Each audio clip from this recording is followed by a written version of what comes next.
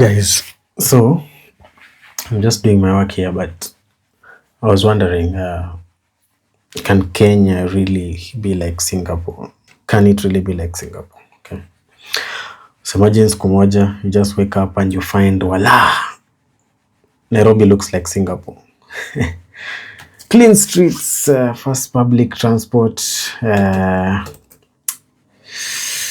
government services are working, there's no corruption. Sounds impossible, sindio? Well, Singapore wasn't always Singapore, guys. We have to start from somewhere. You see, I'll give you a brief background, okay? I'll give you a brief background. In 1965, actually, that's when Singapore got independent.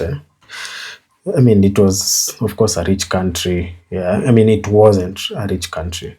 So, as opposed to Kenya, like Singapore has no natural resources, okay?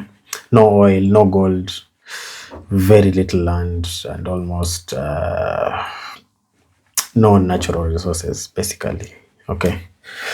So, of course, also them, they never believed. They thought that, Maze, what's this place, seemed impossible for it to be like what it is right now.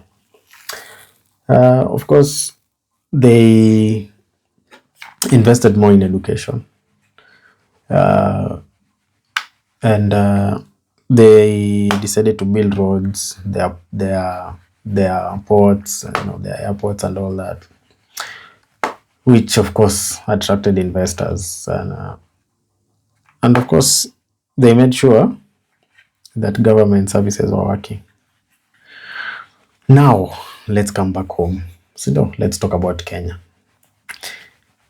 Anything is possible. In fact, in Spanish they say nada imposible. Impossible is nothing. Actually, that's the is it for Adidas? Impossible is nothing. And then for Nike is just do it. Yes. So we have so many advantages. Kushinda Singapore. Okay. First, we have fertile land, we have gold, we have wildlife, we have the ocean, we have a lot of resources, by the way. And most of these things, they attract tourists, they attract investors. And we have many successful stories, like M-Pesa story, which ni sisi tu in the world. We have that young population as well, with a lot of energy, okay? So the question then is, and maybe this is what runs in the question in the head of the president and everyone.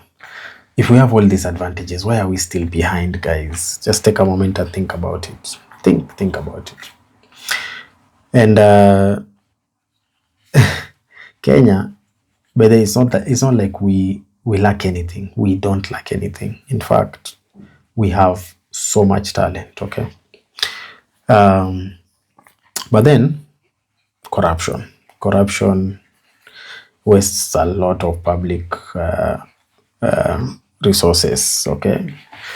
And then policies that change with politics, so huyu akikuja gava vitu zinachange, huyu akikuja vitu zinachange. Everyone is tailor making the situation to best fit them, okay?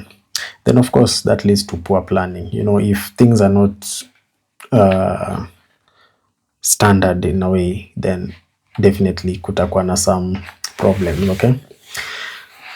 And there's not much investment, especially in manufacturing and skills. So I just want you to imagine for a moment, if every shilling that the government collects in taxes was actually used where it's supposed to be used, okay?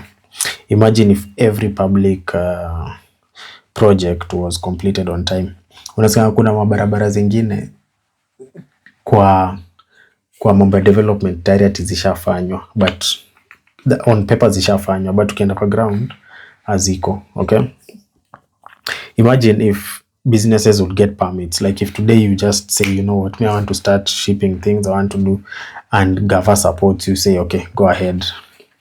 That kind of environment is what attracts like investments and creates jobs and grows the economy. So can we become Singapore? Okay, mali tuko sahi, like now we are here. Can we become Singapore?